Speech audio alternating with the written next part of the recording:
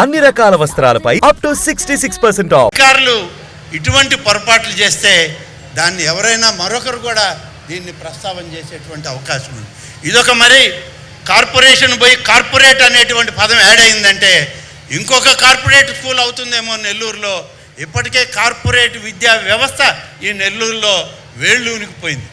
ఇదంతా ఎందుకు చెప్తున్నామంటే లోకేష్ గారు తెలుసుకోవాలి. ఇక్కడ మామూలు మున్సిపల్ హై స్కూల్స్ ఉన్నాయి, జడ్పీ హై స్కూల్స్ ఉన్నాయి. వాటి బాగోగులు చూడాల్సిన వాళ్ళు మీరే. మీతోటి మేమందరం కూడా కలిసి పనిచేస్తాం. కార్పొరేట్ విద్యా వ్యవస్థ మొట్టమొదట మన రాష్ట్రంలో గుంటూరు నుంచి నెల్లూరుకి తరలిన తర్వాత ఇక్కడ కార్పొరేట్ విద్యా వ్యవస్థకే ప్రాధాన్యత వచ్చింది. మామూలు విద్యా వ్యవస్థ అంతా మధ్యతరగతి కుటుంబాలకే నిలిచిపోయింది. కానీ ఇవాళ మధ్యతరగతి కుటుంబాల్లో ఉన్నటువంటి ఈ స్కూళ్ళు మళ్ళీ రివైవ్ చేసి మోడర్నైజ్ చేసి మంచి కార్పొరేట్ విద్యా వ్యవస్థను తీసుకువచ్చే ప్రయత్నంలో ఈ కార్పొరేట్ సంస్థలకి అధీనమైతే మళ్ళీ పాత కథే వెనక్కి తిరిగి తోడిన వాళ్ళం అవుతాం. దయచేసి లోకేష్ గారు కానీ నారాయణ గారు కానీ ఈ విషయాల్ని గుర్తుంచుకొని ఆలోచించి నెల్లూరులో మరి ఇప్పుడే నారాయణ గారు చెప్పారు 94,000 ఇళ్లల్లో 84,000 ఇళ్ళని ఆయన ఒక్క నెల్లూరు సిటీలోనే ఎన్నికల్లో తిరిగాడు. పక్కన శ్రీధర్ రెడ్డి ఉన్నాడు, ఆయన కూడా నెల్లూరు సిటీలో భాగమే 23 వార్డులకు డివిజన్లు ఉన్నాయి. ఆయనకి దాదాపు 60,000-70,000 ఇళ్ళు ఉన్నాయి.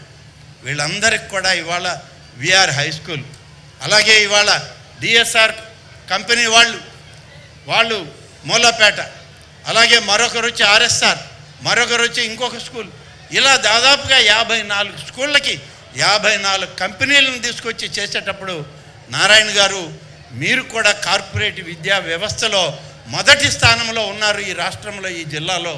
కాబట్టి మీరు కూడా కొన్ని స్కూళ్ళు తీసుకొని దీన్ని మీరు కూడా కార్పొరేట్ విద్యని పేద వర్గాల ప్రజలకు అందించే ప్రయత్నం చేస్తే మీతోటి మేమందరం కూడా ఆలోచన చేసే అవకాశం వస్తుంది. మేమందరం మధ్యతరగతి కుటుంబాల నుంచి రాజకీయాల్లోకి వచ్చిన వాళ్ళం, మీరు కార్పొరేట్లు అయిన తర్వాత రాజకీయాలకు వచ్చిన వాళ్ళు. కాబట్టి మీ దారిలో మేము నడవాలంటే మీరు కొన్ని స్కూళ్ళు అడాప్ట్ చేయండి ఈ సిటీలో, మేము కూడా మీతోటి కలిసే ప్రయత్నం చేస్తామని నారాయణ గారికి కూడా తెలియజేస్తూ, మన వేమిరెడ్డి ప్రభాకర్ రెడ్డి గారు ఉన్నారు, వారి విద్య ఇక్కడ కాదు అయినా పాపం నెల్లూరు మీద ఆయన పార్లమెంట్ సభ్యుడిగా గౌరవించి ఇక్కడ ఒక స్కూల్ అడాప్ట్ చేస్తున్నారు. డిఎస్ఆర్ వాళ్ళు ఉన్నారు, వీళ్ళ స్కూల్ నేనే హైదరాబాదులో ఓ ప్రైవేట్ రంగంలో వాళ్ళు ప్రారంభించిన స్కూల్, ఆనాడు ఆర్థిక శాఖ మంత్రిగా ఉమ్మడి రాష్ట్రంలో నేనే పోయి ప్రారంభించాను వాళ్ళ స్కూల్. ఇవాళ ఇక్కడ కూడా ఒక స్కూల్ తీసుకున్నారు, చాలా సంతోషం. ఇలాంటి వాళ్ళు మన జిల్లా వాళ్ళు చాలామంది ఉన్నారు. గునుపాటి వెంకటకృష్ణారెడ్డి జీవికి సంస్థ వాళ్ళు ఇవాళ కస్తూర్బా విద్యాలయాన్ని తీసుకొని, కస్తూర్బా విద్యాలయాన్ని జూనియర్ కాలేజ్, డిగ్రీ కాలేజ్, ఆ మేనేజ్మెంట్లో వాళ్ళు కూడా ఇవాళ కార్పొరేట్ రంగంలో నుంచి బయటకు వచ్చి విద్యా వ్యవస్థను వ్యాపకం చేయడానికి, మనకి స్వతంత్రం వచ్చినప్పుడు స్వాతంత్ర పోరాటంలో పోరాడిన వాళ్ళకి ఇచ్చినటువంటి స్కూళ్ళు కాలేజీలు అవి కస్తూర్బా దేవి విద్యాలయం. ఆ యొక్క భూముల్ని అన్యాక్రాంతం కాకుండా ఇవాళ జీవికే సంస్థ ముందుకు వచ్చి ఇవాళ కస్తూర్బా విద్యాలయాలని అక్కడ మేనేజ్మెంట్ తీసుకున్నారు. ఇలా చాలామంది ఉన్నారు, మనం ప్రయత్నం చేస్తే వచ్చేవాడు. వాళ్ళందరికీ కూడా ఇవాళ ఒక స్ఫూర్తి కావాలి. ఈ విఆర్ హై స్కూల్ ఎంసీహెచ్ అనేది తీసేసి విఆర్ హై స్కూల్ అని మేము ఎలా అయితే ఆ వెంకటగిరి రాజాసి యొక్క పేరుని గౌరవించి ఈ జిల్లాలో కాపాడామో, మున్సిపల్ కార్పొరేషన్ అనే స్కూల్ని తీసేసి విఆర్ హై స్కూల్గా కొనసాగించండి.